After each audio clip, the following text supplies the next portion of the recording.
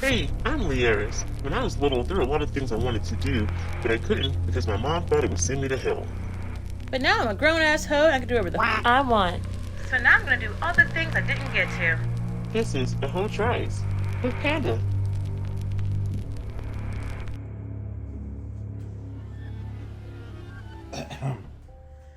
Hey, it's Lieris and Panda. this is a hoe tries. How you doing? I'm great. I love being really bad at things, you know? It's like my kink. It is not. So good at being bad at stuff. Something you guys may not know about Lieris is not only is she extremely competitive, but she's also really, really bad at not being really, really good at things. I don't know what you're talking about. I'm so fucking humble. So you may see a side of her that we don't typically see. It looks like my Palamo had a stroke. Okay. You see how it all comes together. You don't know, it might surprise us all. Might not. It might not surprise shit. But All these carving tools. What does this even do? you can like poke things through with it and do little work. Oh, I see now. I have no use for that. No use for that baby-ish. Alright, so I'm going back to the list of questions by Fatal Goth because again she has some really good ones. This one you touched on a couple videos ago, but what has been your favorite cosplay prop for you to make and why? Oh yeah, the one I did for No More Gods. The battle axe with the opposable tongue and the big creepy eyeball. Well, eyeballs, I think it has two, right? Yeah, it's got one on either side. Yeah. That was challenging and fun, especially trying to make sure that the eyes matched. Like I didn't have one eye a little higher up than the other. Mm-hmm. That was tricky. And being on a time crunch too. Yeah, that one we had to have done like really quick because we had to get a full shoot done out of it and then edits. Do you want to tell people like how you made the sword? Oh yeah, so what I did, kind of cheated a little bit. I bought a plastic buster sword off Amazon. And just that, like, you know, technically it wasn't a buster sword, but it was a buster sword. And I took that and then spray painted it red. After priming and everything, we trying to talk and work at the same time. I made the axe part out of EVA foam and then used foam clay to add the tendrils, like the muscle tendrils on it. Let that dry. After it dried, I also made the eyeball I think, out of clay as well. Like foam clay, make sure I specify that. And I primed it. No, I used like Elmer's glue on it, covered it so it was nice and hard. And then I primed it with white paint, went in with dark red paint, and then after it was fully dry, I went in with my paintbrush and did all the detailing work with like pinks, dark pinks, light pinks, and white for highlights. Oh, and the tongue, I just used some fabric and wire that I had and some hot glue to make it look all veiny and gross.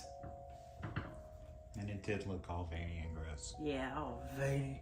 All pink and veiny. Oh, pink and veiny. Like salamanders. Yeah, that's what everybody was thinking about. Salamanders. Those pink, veiny salamanders. Oh my gosh, this is hard. I wanna think of a question. You want to think of a question? Yeah. You don't know me well enough? Well, I mean, questions now? I mean for everybody else, something that I think will be interesting for them. Ask me all the things. Want my social security number? Yeah, go ahead. 6969. Go fuck yourself. There's no letters in social security numbers. How is that? Are we not like we're like duplicating by now, right? Like, I would imagine so, which is weird when you think about it. There's only so many digits. I mean, if we stop reproducing, then maybe we'll have enough space for all them digits. I mean, if we just, did a lottery and... Never mind. Here's one. What's been your favorite... I feel like you're gonna get problematic real quick. What's your favorite cosplay so far from your 31 days of spooky cosplay? Ooh, okay. The Terrifier's good. Terrifier was fun. Probably the Mothman. I did it recently, and I don't know. I felt really spicy in that. I felt really sexy. It was a really good costume. And it's just fun. The wings are fun to play with. They came out looking really good. Although, not the most house-friendly cosplay though. Not the most house-friendly one. Still trying to decide whether, I know we're going to do a Inktober book for this year, but I'm very tempted to do a 31 Days of Spooky Cosplay book too. I mean, that would just be full page images of just the costumes. Yeah, we got that. Comic book size. I can even add in little notes for each costume, did I like it? Did I not like it? A little blurb here and there. People like blurbs, right? Y'all like blurbs? You like blurbs? Need to know me a little bit.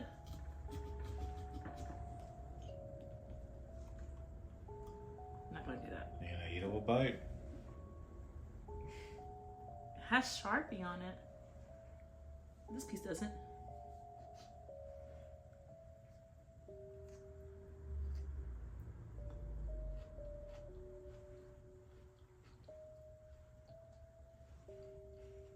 Give me that res, son. Tastes like a yam. I mean, I love how the sticker said not to eat it. It's a small bite though. I've had worse things in my system. Bad bite. It's not bad.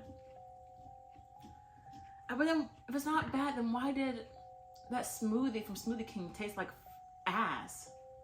I love how I caught myself saying fucking, and it's like. And then you said it anyway. Yeah, that too. We're not monetized yet. Get this content while you can. Okay, we're working on the eyeball now.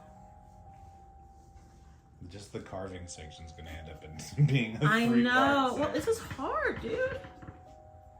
This is hard. I'm gonna be uploading new videos every day till Halloween. That was not the plan. Well, pumpkin carving's hard. If I just had to draw on it, peachy cake. Well, yeah. But you want me to suffer. I mean, it's supposed to be about the experience, right? Yeah, about the experience. I just love sucking at the experience. So much fun to be bad at the experience. I'm not bad at it. I can handle being bad at video games because that's not something that I grew up with. But when it comes to arts and mother-loving crafts, though, I don't really like being bad at that because it makes no sense. Does not compute.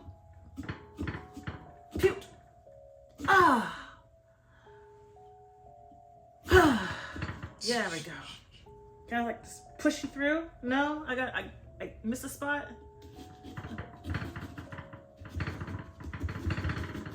Whoa! Did you know they're doing a traveling Avatar: The Last Airbender concert? What does that even consist of? Just music from the... Yeah, it was show? like an orchestra. Oh, that's really cool. I hate that I missed out on the Pokemon Orchestra. If it ever comes back here again, I desperately need to go. I'm sure there'll be more. We're coming up on other anniversaries and stuff. I mean, anytime's an anniversary if you just remember the date. But I'm saying That's my deep thought. But I'm saying Pokemon has other anniversaries coming. Like what? Isn't that... Have we already done the 30th anniversary, or...? I don't know. I thought we had. I thought it was about to happen. Feels like the 20th just already happened. God, I feel old. Thanks, Panda. I don't think it was No, it couldn't have been the 20th. I can't get the pieces to go through the hole that I created for it. And I know that... this is disgusting. I'm gonna toss. I'm going to take this out into the woods and take a hammer to it. Can I do that? I mean, you could when it's done. When it's done. Yeah, you can. Okay, it's done. It's not done. Yes, it is. Mm-mm. It's so done. You're not done until you complete what you set out to accomplish. I should have done a fucking kitty. Yeah. But no, had to be extra. Always. I'm cutting my hand off. I'm not careful. Ask me something. Talk to me. I was letting you struggle for a little bit. You can struggle for a little bit. This world can struggle for. This world been struggling for a little bit. World always struggling. It's always struggling. That world always struggling. Our planet talks to other planets like back in my day. It used to be like this. I had to do with the ice caps everywhere. Well, let me pull the thing back up. Ew. And find your question. Ew. Ew. Ew. Ah. I don't like it. Okay, we got an eyeball. Okay. Okay, that looks like an eyeball. I gotta like. Can I spray paint black once I'm done? Sure, I guess. Cool. Cool. Okay, this one's by Clifton Smith. What is one of your greatest inspirations artistically that you feel influenced you to be the artist you are today? Heavy. Well, we ran out of questions, bro. Oh, shoot. This would be 5 videos. I'm sorry. Oh gosh, inspired me. I mean, obviously, like I was a little emo girl back in the day. I would have said scene kid, but it's call it what it was. I was a little emo girl, and I was a big Tim Burton fan. No surprise there. So that definitely played a part in like me loving the spooky element of things. As I got older, I really love the artist Cynics when it comes to digital work. I look at his videos a lot for inspiration and like just like little good tips on how to render skin tones or mostly that render skin tones, and I adopt them in a way to try to fit my art style. Still have a lot to learn though. Obviously, Mirka was, I read somewhere that she felt that in the comic industry at the time, her art style was too cartoony, and she thought she was gonna get rejected. And then, lo and behold, she's one of the top comic artist names out there. So I would definitely say those people heavily inspired me. You know, also Afua, like getting the chance to meet her, becoming her friend, her being a Black female artist in the comic industry, definitely was like, oh, okay, so this is plausible. This is very possible for me. Cool. Other artists, I know there's other artists out there. Also, like, okay, I think it's Paru Itagaki. They did the art for, Beastars. I like their art a lot.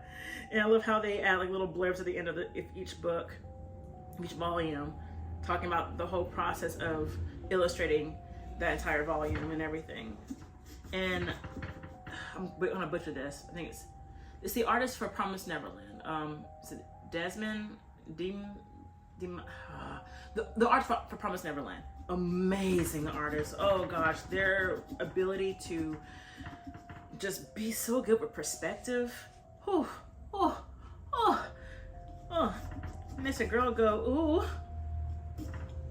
Okay, I'm done now. What about yours? I'm trying to think of like my favorite artists right now.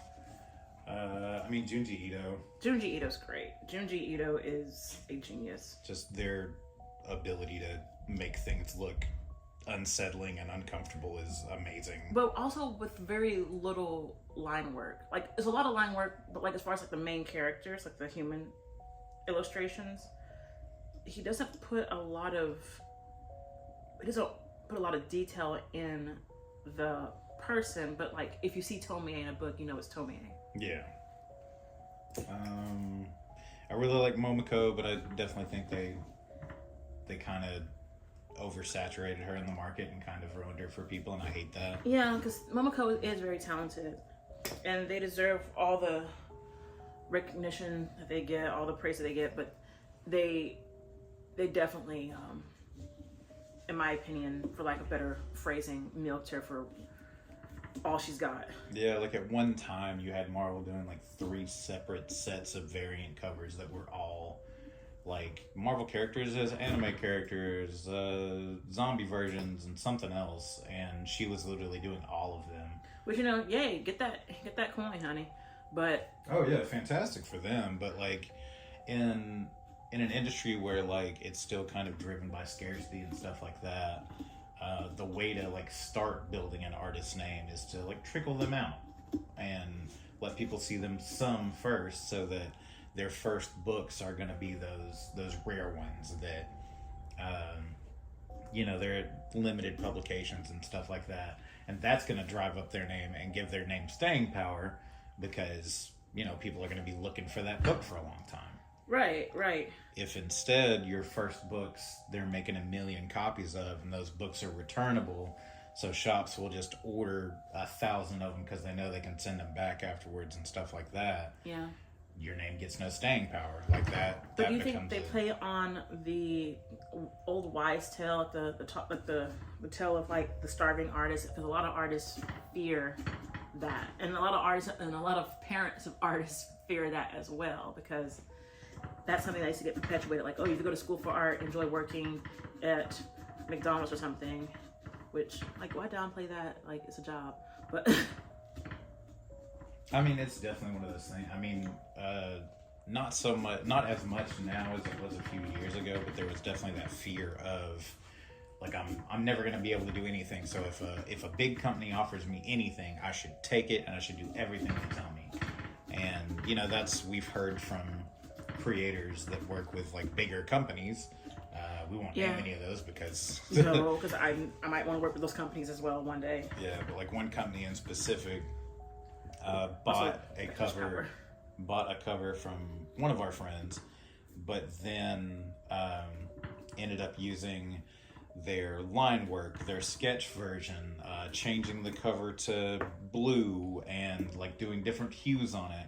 And by the time it was all said and done, they ended up using it for about 10 different covers, but that artist only got paid for one. Yeah, which is gross. I mean, at the end of the day, it's just gross. You are literally robbing this artist. Because you do it with the understanding that, like, okay, my cover is going to be used on approximately this many books, and maybe that number is like 10,000 to you if it's like a mild book or whatever else. But then instead it gets used 10 times, and that's on 100,000 covers. Scarcity completely goes away. People don't care about it as much, and they think it's you because they associate the art with the artist. Yeah, I'm making a mess. We saw that coming. We're way past when we were supposed to stop on this one. I got an eyebrow. Okay. I got an eyebrow. We're getting somewhere. Yes, my Palomo's gonna look fierce. Actually, she's gonna look cute. All right, so I think we'll end this one, and the next one will be the last section. That work for you? Yeah. Okay. What do we say? Happy Halloween. Bye. Oh, bye.